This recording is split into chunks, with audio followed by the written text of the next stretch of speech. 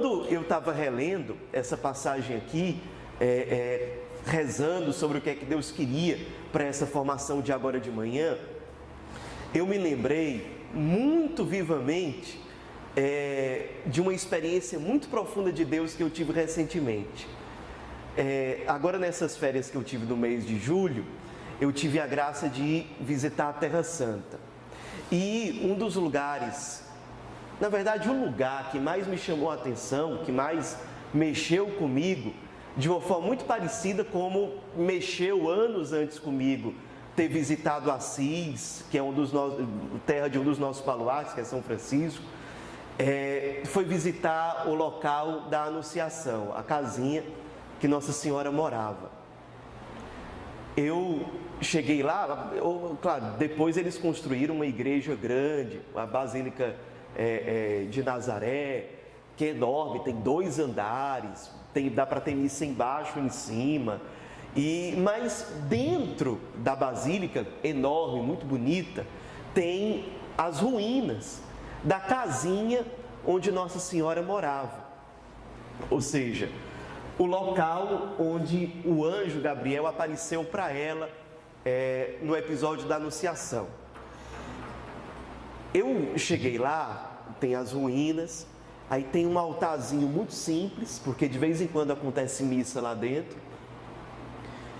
um íconezinho da Anunciação, o anjo Gabriel anunciando a Virgem Maria, muito simples, e a casinha com pedra calcário, que é a pedra, quase tudo lá em Nazaré, em Jerusalém é feita com esse tipo de pedra, muito parecida com o calcário que aqui no Ceará tem, eu acho que na região de Limoeiro, por ali, tem esse tipo de pedra também.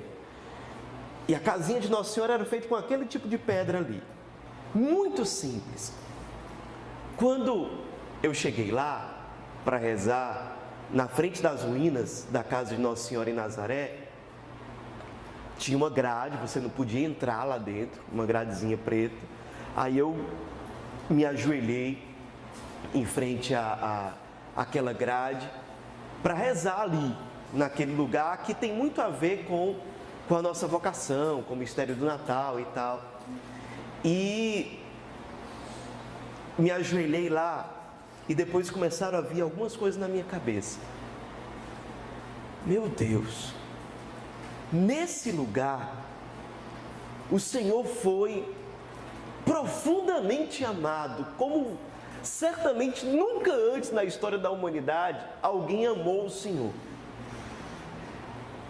Há 2000 e poucos anos atrás, uma menina que morava aqui recebeu a visita do anjo que o Senhor mandou, e naquele dia, eu tenho certeza, o sentimento que vinha no meu coração era esse: meu Deus, naquele dia, Deus foi amado do jeito que Ele merece ser amado. Ele não foi amado com um coração mais ou menos como é o meu. Ele não foi amado de forma imperfeita ou maculada. Ele foi amado por um coração imaculado, do jeito mais perfeito que um ser humano pode amar Deus de volta. Aí eu fico pensando, meu Deus, fiquei pensando lá naquela hora, mesmo que eu consumisse a minha vida para te servir inteiramente, mesmo que daqui para frente na minha vida eu fosse fiel em tudo, não caísse nunca, mesmo que, sei lá, eu desse todos os meus bens para os pobres, mesmo que eu passasse a minha vida fazendo missão, tudo me consumindo, eu ainda estaria muito longe de amar o Senhor de volta, como aquela menina amou naquele dia, aqui nessa casa pobre. Naquele dia, o anúncio de Deus recebeu pela primeira vez na história do universo um coração perfeitamente despojado, perfeitamente humilde, e que acolheu o chamado da eleição de Deus com uma fidelidade tão imaculada, tão plena. Naquela hora, diante daquela casinha tão pequena, aquelas ruínas lá, você via que era uma casinha bem simples. Eu me senti muito menor do que aquela casa, eu me senti muito mais pobre do que aquele ambiente. Foi um sentimento muito semelhante ao que eu tive em Assis, quando eu cheguei lá para visitar Porciúncula, e tem uma igreja grande que construíram por cima e ao redor, que é a igreja de Santa Maria dos Anjos.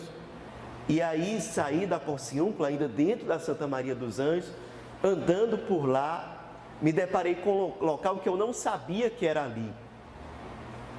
Lá tinha escrito uma plaquinha dizendo assim: aqui morreu São Francisco de Assis.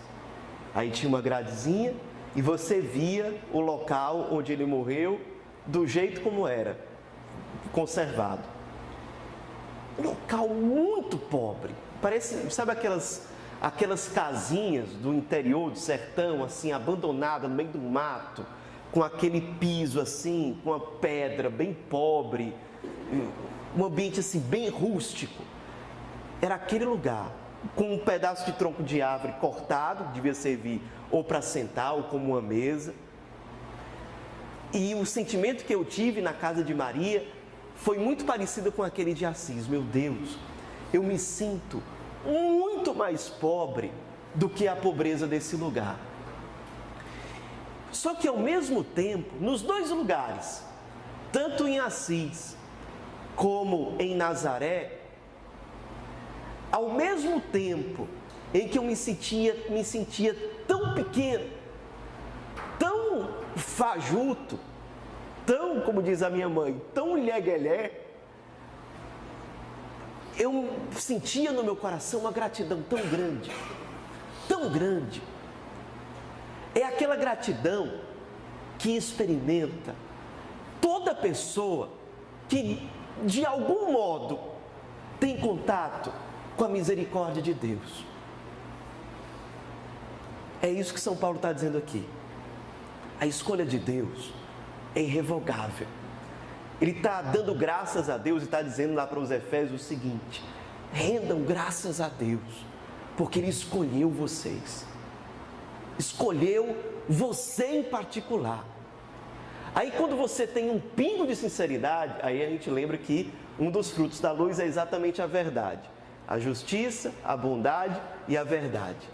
Quando você olha com verdade para você mesmo, diante de todas as graças que Deus já derramou na sua vida, diante de Deus ter olhado para você com amor infinito, você já parou para pensar nisso? No dia da crucificação de Jesus, o que passava na cabeça dele? Muitas coisas, entre elas, você. Já parou para pensar sobre isso? Que no dia que Deus mandou o anjo Gabriel para a casa de Maria em Nazaré, Deus pensava em você, em mim e em você. Ele queria fazer o Salvador nascer a partir do sim daquela menina, por amor a você, um amor particular. Eu não sei exatamente como é que você se sente, mas eu particularmente me sinto ao mesmo tempo muito miserável e com o coração cheio de gratidão. Meu Deus, Ele olhou para mim, com todas as minhas misérias, com todas as minhas fragilidades, com todos os pecados que eu já cometi na minha vida e que eu ainda hei de cometer, e Ele sabe que eu vou cair. Meu Deus, naquele dia, Ele olhou com uma profunda misericórdia para aquela cena, Maria dizendo sim, e Ele já pensava em mim, na salvação que iria me alcançar a partir daquela concepção que estava acontecendo ali, naquele momento em que a sombra do Espírito desposava a Virgem Maria. Ele pensava em mim, Ele me escolheu. E meu Deus, Ele olhou para mim, me elegeu e eu caí muitas vezes. Muitas vezes. Se você prestar atenção nessa leitura, diz lá claramente: Ele nos escolheu para uma vocação santa, para sermos irrepreensíveis, imaculados. Meu Deus, Ele me escolheu para grandes coisas. E para grandes coisas, a mim, que sou pequeno, que sou pecador, que sou cheio de marcas, que sou cheio de feridas aqui dentro da minha alma, dentro do meu coração. Ele olhou para mim com amor. E como é que eu não vou ficar grato quando eu me aproximo dele, diante de tantos nãos que eu já disse a ele ao longo da minha vida, e com tantas desculpas esfarrapadas?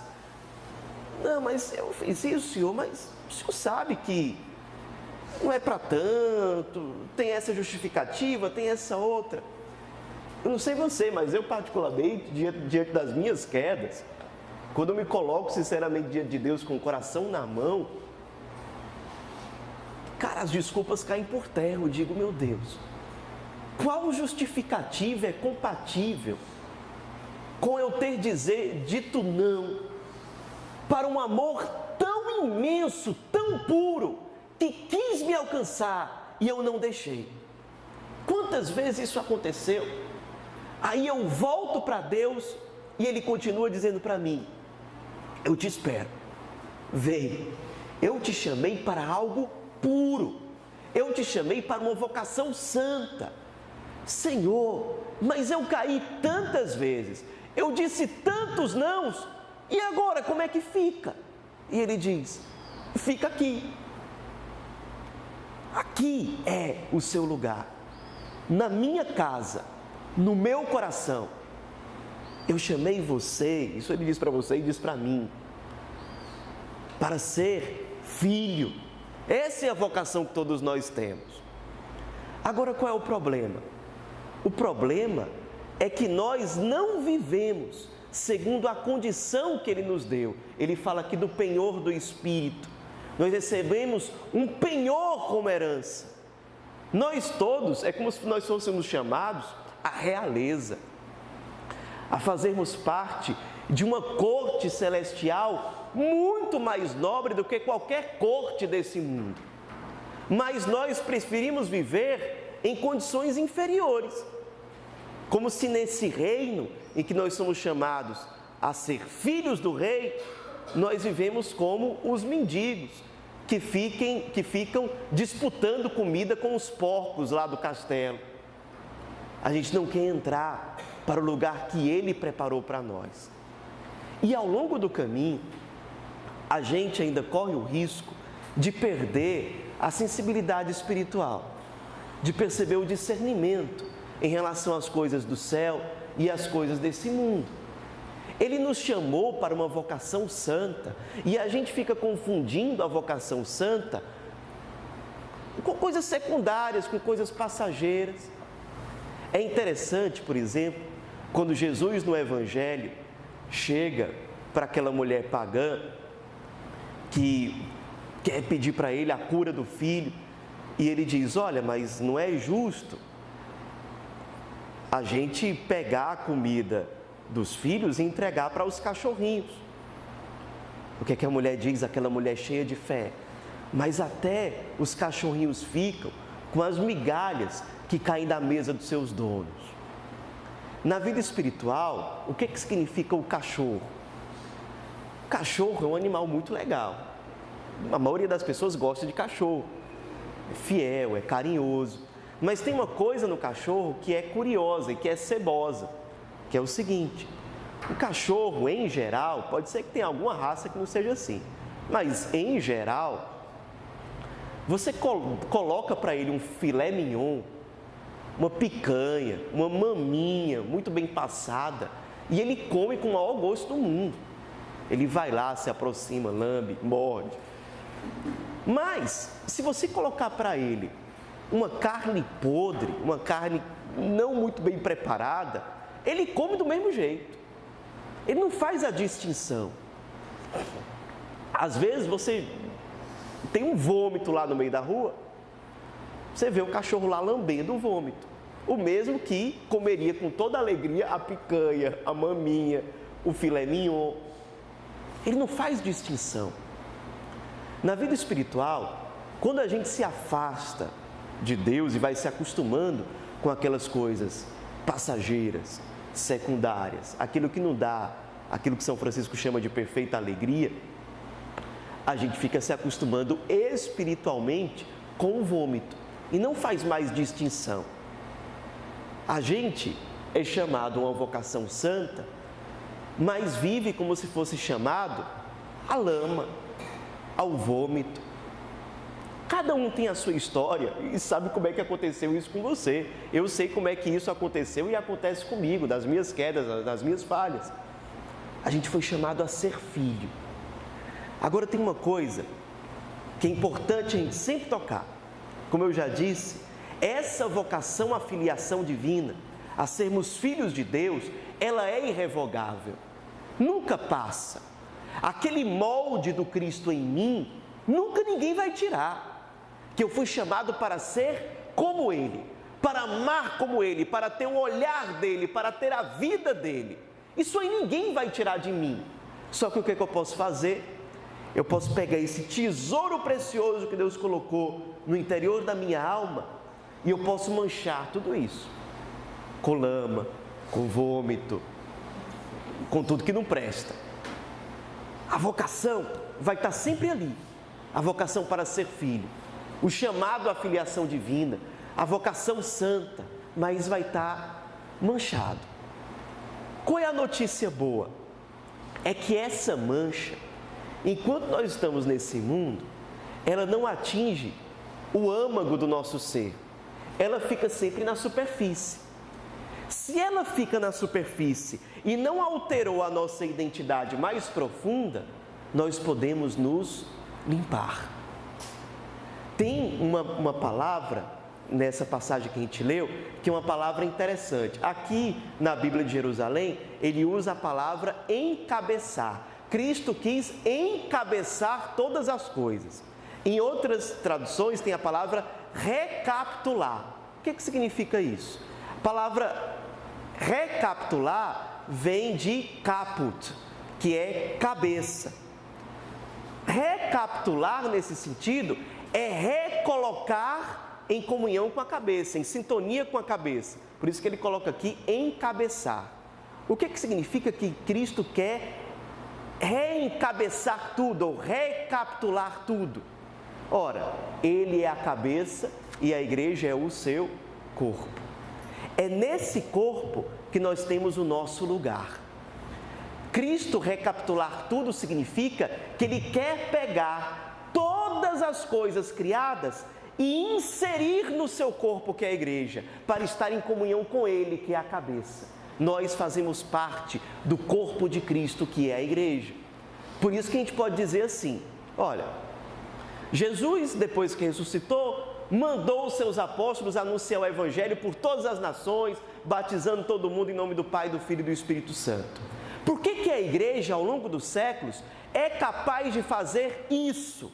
Ora, porque a igreja é uma com Cristo. Ela é o corpo de Cristo. E quando nós vivemos a nossa vocação divina, a nossa vocação de filhos de Deus ou de membros da igreja, nós, ao longo dos séculos, somos a mão de Cristo que toca as pessoas, o abraço de Cristo que acolhe aqueles que estão distantes, somos o olhar misericordioso de Cristo diante do mundo, somos os pés de Cristo que saem em missão para ir ao encontro daqueles que estão afastados da casa do Pai, nós somos o coração humano de Cristo que palpita nesse mundo. Por que nós somos isso? Porque pela graça do batismo e vivendo como filhos de Deus, nós somos membros desse corpo, nós somos um com Ele, nós estamos recapitulados nele, Ele é a nossa cabeça, nós estamos inseridos nele de novo, nós reencontramos o nosso lugar. Esse recapitular engloba a noção de reconciliação. Ora, nós estando recapitulados, retomando o nosso lugar no corpo de Cristo, que é a igreja, em comunhão com Ele, que é a cabeça, significa que nós estamos nos reconciliando Com Ele, que é a cabeça, nós saímos daquela situação monstruosa de um membro separado do corpo, voltamos ali, nós estamos nos reconciliando com Ele, nós estamos nos reconciliando com um corpo. Esse corpo é a igreja, esse corpo é a comunidade, esse corpo é a paróquia, e nós estamos também nos reconciliando no fundo com nós mesmos. Por quê? Porque nós estamos ocupando o lugar que nos cabe, o lugar nobre, divino que nos foi destinado. Nós estamos verdadeiramente sendo aquilo que nós fomos criados para ser. Estamos sendo nós mesmos. Estamos vivendo de acordo com a nossa verdadeira e autêntica identidade. Aí vem aquele negócio da dificuldade de separar o filé mignon do vômito. Não, mas a minha identidade é essa outra. Meu irmão, quando nós interpretamos a nossa Bíblia à luz da palavra, à luz de Cristo, à luz da vida dos santos, à luz da Virgem Maria, nós entendemos uma coisa: nós somos criados para as coisas que não passam. Aquilo que todos vocês já escutaram. O nosso ideal não morre quando nós buscamos as coisas que não passam. Fomos criados para as coisas do alto. Em outras palavras, fomos criados para o céu, para o paraíso. Lá é o nosso lugar. E nós vivemos aqui já priorizando as coisas que não passam. É para isso que a gente foi criado. Não para o vômito, mas para o filé mignon. Essa é a nossa vocação. Reencontrar o nosso lugar em Cristo. Reencontrar o nosso lugar na igreja. Reencontrar o nosso lugar na comunidade onde nós somos chamados a estar, para aqueles que têm esse chamado, é também ter uma experiência profunda de reconciliação comigo mesmo. Sou eu me reencontrando. No fundo, enquanto eu não estou unido a Ele, por meio de quem e para quem eu fui criado, que é o Verbo Divino, enquanto eu não estou no lugar que me pertence, que é o corpo de Cristo, que é a igreja, cara, eu não me achei. Eu estou dividido ainda. Para estar íntegro, eu preciso estar nele. Por meio dele, nós somos criados, diz o comecinho do Evangelho de São João. Nada daquilo que existe se fez, senão por meio dele, do Verbo Divino. O mesmo Verbo que se fez carne e habitou entre nós. O convite, no final das contas, dessa passagem aqui, da carta aos Efésios, é um convite, então, à reconciliação. Reconciliação com Deus. Reconciliação com o seu corpo. Reconciliação comigo mesmo. Eu ser mais eu. Não é perder a minha autenticidade, como dizia o Papa Bento XVI. Não é perder ou deixar de lado nada daquilo que faz a vida ser bela, ser saborosa. Pelo contrário, é abraçar aquilo que verdadeiramente corresponde à minha identidade com toda a dignidade que Deus me deu, que é a dignidade de filhos.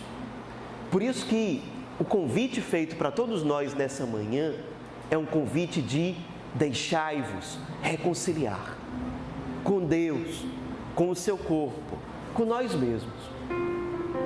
Queria convidar, vocês podem baixar um pouquinho a cabeça, fechar os olhos. Vamos nos colocar aqui na presença de Deus. Ele nos quis aqui, Ele nos trouxe até esse lugar e nos trouxe porque nos ama.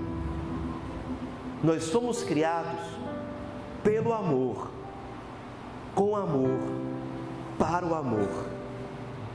Esse é o cerne da nossa identidade, da nossa vocação.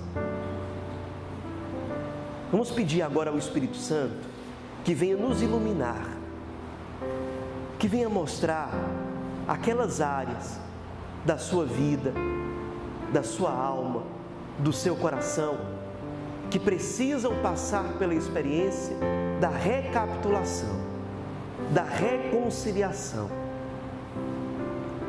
Como eu disse, um dos frutos da luz é a verdade. que você agora tenha a mansidão e a docilidade de olhar para dentro de si mesmo, à luz da verdade. Quais são os pesos? Quais são as feridas que eu carrego dentro de mim? O que dentro de mim necessita de reconciliação? O que dentro de mim necessita de conversão, perdão? Você pode, de forma muito tranquila e serena, e recordando de motivos, de justificativas, de pessoas que por alguma razão fizeram você se afastar do seu chamado divino, de ser filho, de ser filha, a sua dignidade diante de Deus, circunstâncias, justificativas, pessoas que deixaram marcas negativas, que deixaram mágoas, que deixaram feridas, que fizeram você se afastar de você mesmo. É momento de recapitular. Quando nós permitimos que pessoas justificativas desse mundo determinem aquilo que vai ser da nossa vida, nós estamos colocando essas pessoas, essas justificativas, essas circunstâncias como se fossem a cabeça, ou seja, o controle da nossa própria vida. Agora, o nosso chamado é deixar que o Cristo volte a reinar, permitir que o Cristo volte a ser cabeça, volte a ser o centro. E a partir dele, do senhorio de Cristo, todas as outras coisas vão ocupando o seu lugar. Vamos fazer um instantinho de silêncio. Enquanto isso, vá permitindo que o Espírito Santo vá mostrando para você mesmo quais foram esses obstáculos que ao longo da sua vida até aqui foram impedindo que você vivesse de acordo com a sua vocação, de acordo com o seu chamado divino. Vamos fazer um instante de silêncio e nos colocar com verdade, sinceramente, diante de Deus e diante de nós mesmos.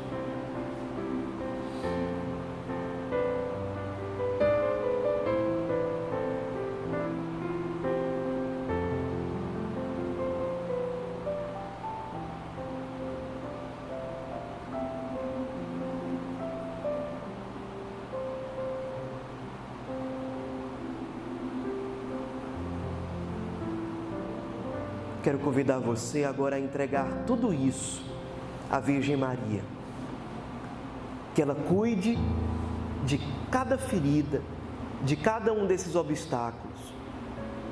E se nós temos algum tipo de ressentimento em relação a alguém, em relação à igreja, em relação à comunidade, em relação a algum sacerdote, que você possa agora comigo rezar essa Ave Maria, entregando a Nossa Senhora essa pessoa ou essas pessoas que fizeram com que você fosse desanimando na fé. Com muita confiança, com confiança filial diante de Maria Santíssima, rezemos juntos. Ave Maria, cheia de graça, o Senhor é convosco. Bendita sois mulheres e bendito é o fruto do vosso ventre, Jesus. Santa Maria, Mãe de Deus, rogai por nós, pecadores, agora e na hora de nossa morte. Amém. Percebam o seguinte, agora vamos para a próxima etapa aqui na nossa reflexão. Queria que ficasse muito amarrado aqui o seguinte: o chamado é recapitular. Recapitular inclui reconciliar-me com Deus, com a igreja, com todo o corpo de Cristo, comigo mesmo. Reconciliar-me. Recapitular agora é o segundo sentido que eu quero enfatizar. Recapitular é também permitir que o Cristo seja cabeça. Ora, qual é o lugar da cabeça diante do corpo? É o lugar superior. A cabeça fica acima de todo o corpo. A cabeça determina aquilo que todo o corpo deve fazer, aonde o corpo deve ir. É daqui que parte o comando, é daqui que parte a unidade do corpo. Isso significa que para recapitular tudo em Cristo, para assumir a minha condição filial, a dignidade da minha vocação primeira, eu preciso concretamente ter de volta, isso é recapitular, ter de volta o Cristo como cabeça. Em outras palavras, retomar o senhorio de Cristo. Eu sei, todos nós que estamos aqui, em vários momentos da nossa caminhada, nós já escutamos isso. Ter Deus em primeiro lugar, amar a Deus sobre todas as coisas, o senhorio de Jesus e por aí vai. Sempre a gente tem, de um jeito ou de outro, que retomar esse tema. Eu também. Por quê? Porque a gente ainda não chegou na santidade. A gente sempre tem que fazer novamente um exame de consciência. Qual é o lugar que eu tenho deixado o Cristo ocupar dentro da minha vida, dentro da minha história, dentro das minhas escolhas? Esse é um tema tão sério que Jesus, nesse ponto aí, foi muito claro no Evangelho. Aquele que quiser me seguir deve me amar mais do que os seus pais, mais do que a sua família, mais do que as suas coisas. Nada colocar antes de mim, o que era o tema de São Bento, o lema de São Bento. Christo nihil preponere. Nada antepor ao Cristo, nada colocar antes dele. Quando a gente assume um chamado à filiação, quando a gente assume o chamado a voltar para Deus e ser todo dele, no fundo desse chamado está uma necessidade de despojamento. Eu vou me retirar do lugar central, ou eu vou retirar do lugar central isso que eu coloquei, ou essa pessoa, essas pessoas que eu coloquei, e eu vou voltar a permitir que o Cristo seja o cabeça, que o Cristo seja o Senhor, que o Cristo seja o centro. É isso que eu estou me decidindo a fazer. E aí eu queria lançar esse outro desafio, para deixar muito claro: se nós queremos nos reconciliar com Cristo, com a igreja, com o seu corpo, com nós mesmos, significa que a gente precisa reordenar a casa, reordenar tudo dentro de nós. E a gente começa a reordenar como? Colocando as coisas primeiras nos lugares primeiros, colocando as coisas principais nos lugares principais. Permitir que Ele seja de novo aqui no centro. É claro que isso vai exigir de nós aqui uma certa coragem, porque tem certas coisas da nossa vida, tem certas áreas da nossa vida que a gente tem grande dificuldade de permitir que Deus ocupe o lugar central.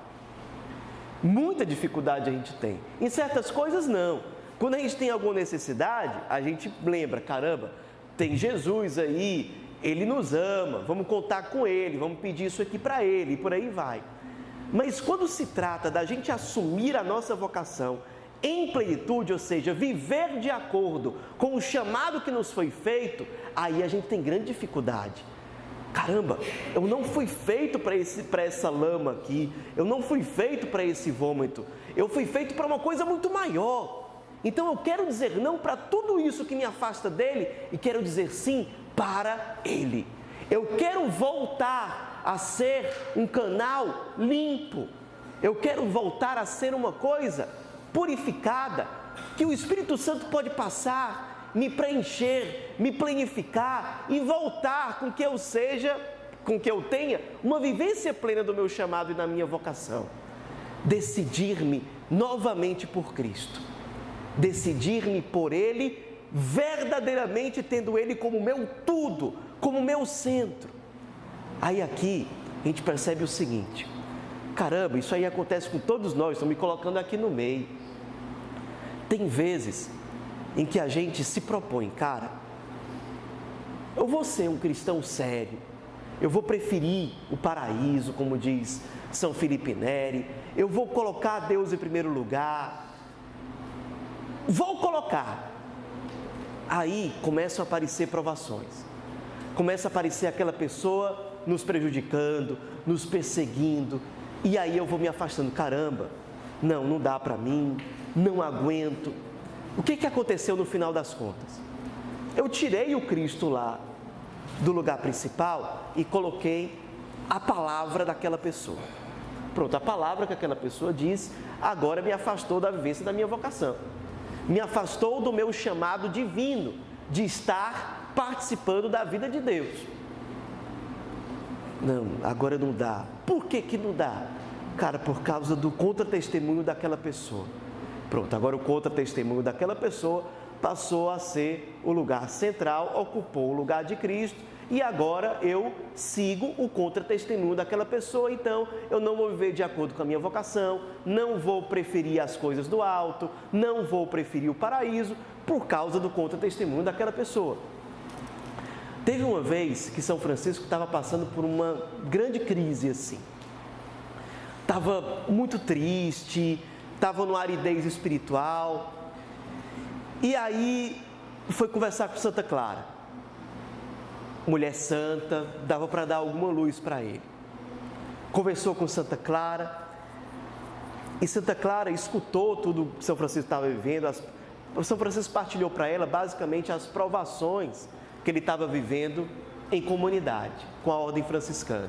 Os irmãos não estavam vivendo carisma, contra-testemunho, tinha irmão que só queria aparecer, e não era para aquilo que Deus tinha fundado a ordem franciscana, não era aquele o carisma. São Francisco estava desanimado.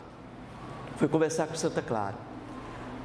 E Santa Clara escutou pacientemente, e aí disse: Francisco, isso que você está falando me faz lembrar o seguinte: nós, as irmãs, estávamos lá no convento, normal, até que um dia apareceu um gato lá dentro do convento. Começou a andar pelo refeitório, pelos espaços dentro do convento, e aí o gato não queria mais sair lá de dentro.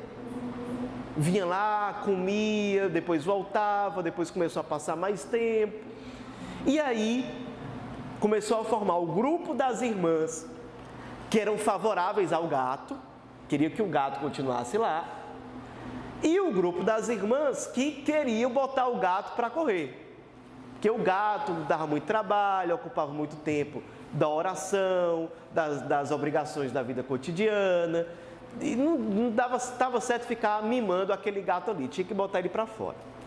Aí Santa Clara disse: depois de um tempo, o convento se dividiu em dois. As irmãs a favor do gato e as irmãs contra o gato. E ninguém mais se entendia. Tudo agora no dia a dia do convento é falar sobre o tal do gato, que não sai de lá. Tem umas que querem que ele fique, outras querem que ele vá embora. E aí, Santa Clara dizendo para Francisco: e aí, Francisco, chegou no momento em que nós percebemos o seguinte: no começo, nós estávamos todas lá no convento, atendendo ao chamado que Deus nos fez por causa de Cristo. Cristo tinha nos unido. O sentido e a fortaleza da nossa unidade estava no Cristo, que nos amou, que nos elegeu, que nos escolheu, que nos levou para lá, para o convento. Só que aí, depois de um tempo, o que o Cristo uniu, o gato dividiu. E o gato passou a ser o centro do nosso convento. E aí, o nosso convento se dividiu. Francisco foi escutando aquilo, e aí Santa Clara disse uma frase para ele que ele nunca esqueceu, saiu gritando depois pelas ruas de Assis, repetindo milhares de vezes. Santa Clara diz para São Francisco o seguinte: você se inquieta e perde a sua paz porque você colocou em primeiro lugar a ordem, ou seja, a comunidade.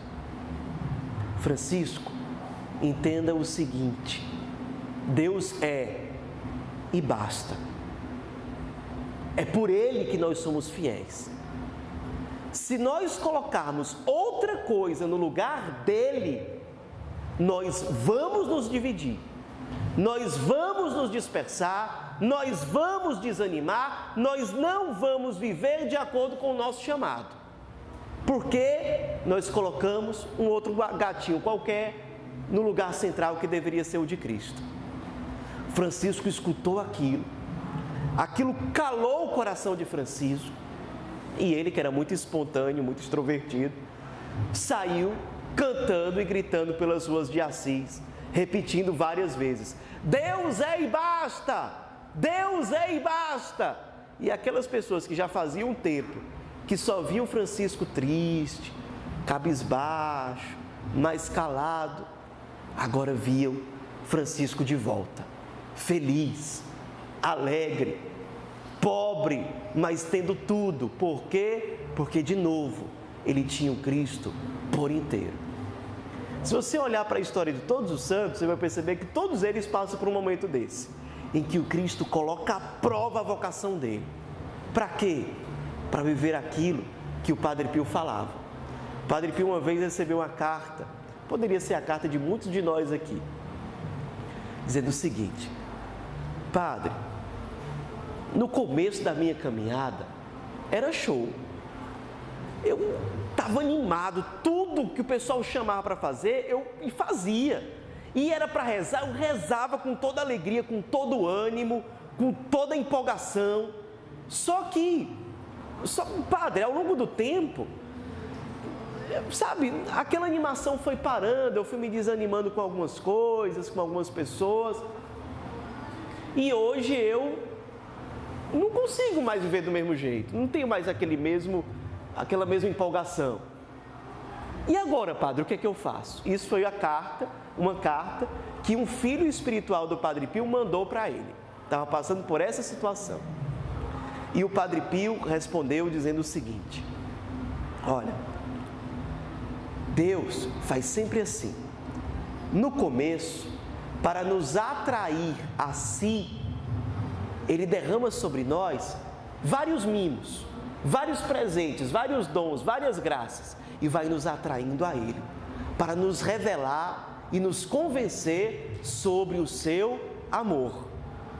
Só que chega num determinado momento em que Ele começa a nos tirar algum desses presentes, algum desses mimos. E por que Ele faz isso? Para que chegue um momento da nossa caminhada em que nós aprendamos a ficar firmes e colocá-lo no centro, não por causa daquilo que Ele nos dá, dos presentes que Ele nos oferece, mas aprendermos a ficar firmes e amar a Deus por Ele mesmo e não por aquilo que Ele nos dá. Vou citar aqui um exemplo para ilustrar. Eu me lembro que lá em casa, eu demorei um pouco a aprender a andar de bicicleta. Meu irmão, que é mais novo, 1 ano e 3 meses, aprendeu a andar de bicicleta antes de mim. Mas aí chegou no momento em que meu pai insistiu: olha, vamos lá, vamos aprender isso aqui. E aí meu pai chegou junto lá, viu que comigo não ia dar certo, esperando sozinho, meio que espontaneamente, e começou a pegar, levar para a praça, vamos lá. Primeiro com rodinha, aí chegou numa época que ele disse: agora vamos tirar essas rodinhas aqui. Eita, pai, aí fica mais complicado. Não, vamos tirar, eu seguro. Pois tá bom, para o senhor segurando dá certo. Mas também é assim, toda vez que eu for andar de bicicleta, o senhor tem que ir, porque não tem rodinha mais, o senhor precisa ficar segurando. Pois tá bom, toda vez que você for andar de bicicleta, eu seguro. E aí, assim foi. Aí, ele lá segurando e tal, de boa, até que chegou num dia, nunca vou esquecer dessa cena, no prédio que a gente morava, tinha um espaço grande assim para andar de bicicleta, para jogar bola. E aí eu aqui na bicicleta, de boa, e meu pai atrás, né, segurando. E eu conversando aqui com ele, sei lá o quê. Até que chegou num ponto em que eu percebi que eu estava conversando e meu pai não estava mais respondendo. Aí eu pensei, cadê meu pai? Aí eu olhei para trás.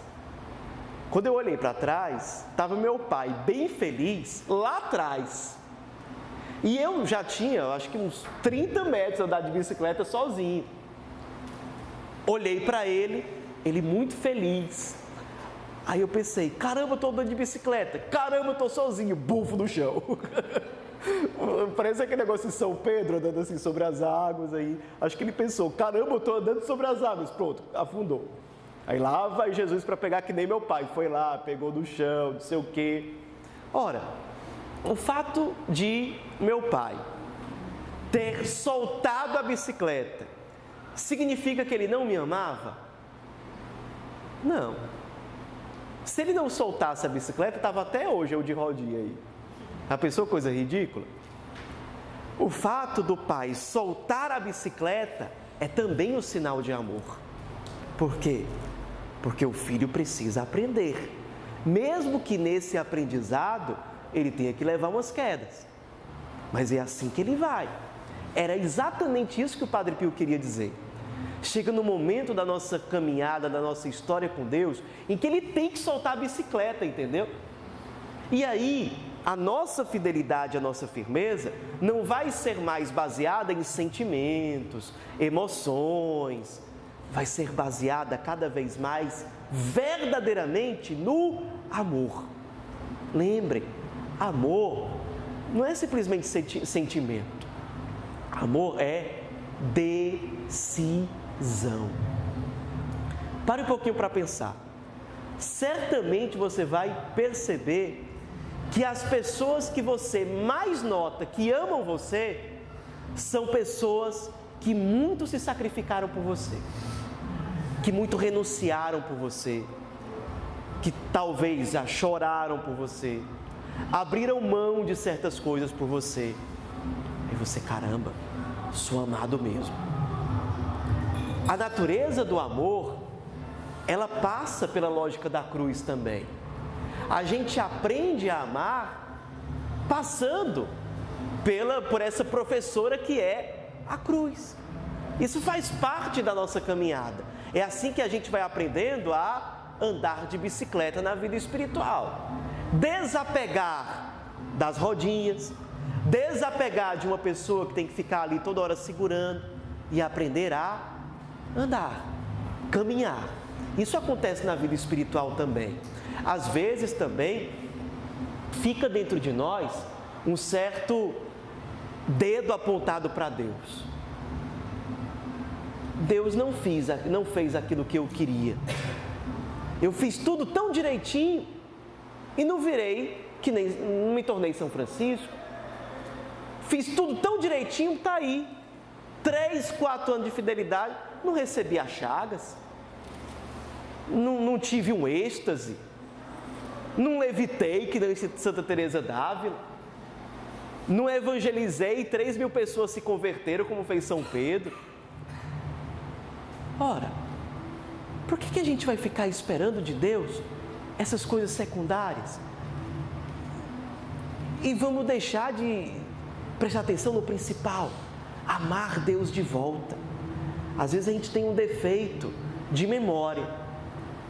A gente coloca na nossa memória só coisa negativa. Ai, mas aquilo deu errado, aquela experiência com Deus passou, aquela empolgação passou.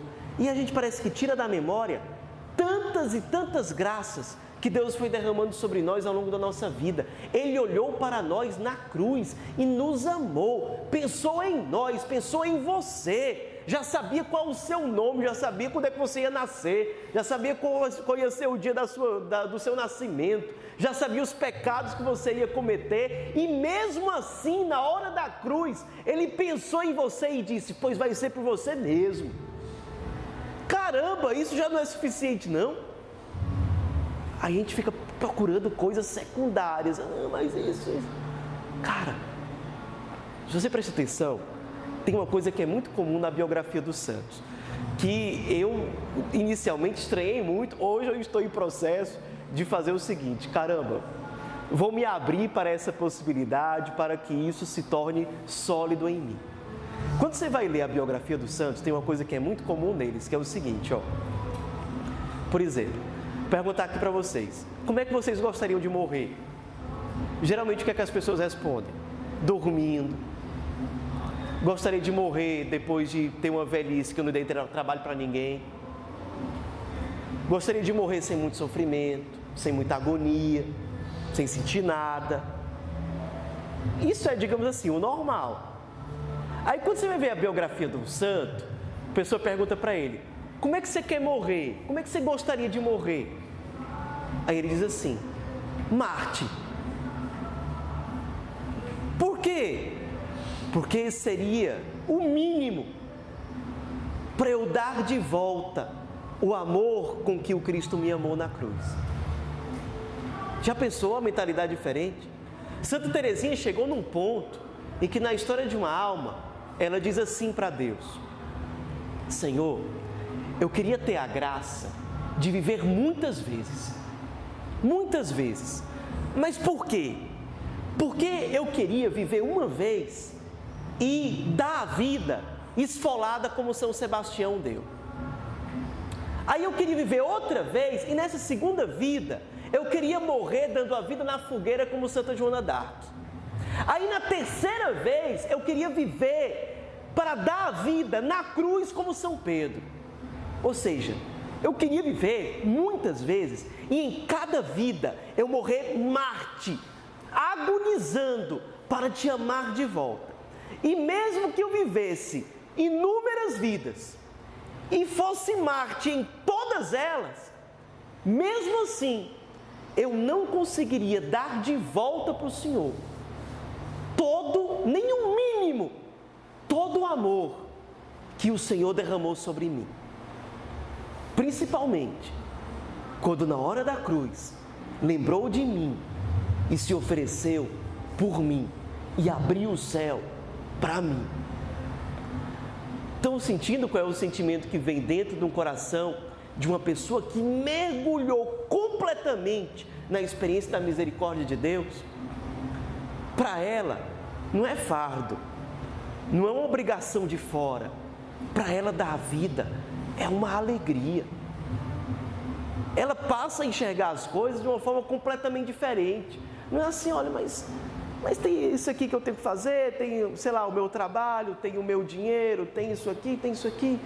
Quando a pessoa entendeu, ela fica: caramba, mesmo que eu perca tudo, se me faltar Ele, não me falta nada. Eu quero dar de volta todo o amor que Ele deu por mim. Eu quero amar. E aí a gente vai percebendo que um dos segredos da fidelidade não está simplesmente em receber coisas de Deus, mas em nos consumir por Ele. Esse amor dado por Deus vai alimentando a nossa fidelidade. São muitos convites aqui que eu gostaria de propor para vocês. Convite a voltar a abraçar completamente a vocação de filhos de Deus, nos reconciliarmos com Deus, com os outros, com a igreja, com nós mesmos, inclusive com a comunidade, se for o caso. O convite a permitir que Ele ocupe novamente o lugar central na nossa vida, o senhorio de Cristo em nós. E o convite a permitir que todos esses obstáculos, esses empecilhos que possam existir dentro de nós, eles caiam por terra, que nem um dia caíram por terra aquelas rodinhas que me sustentavam na bicicleta.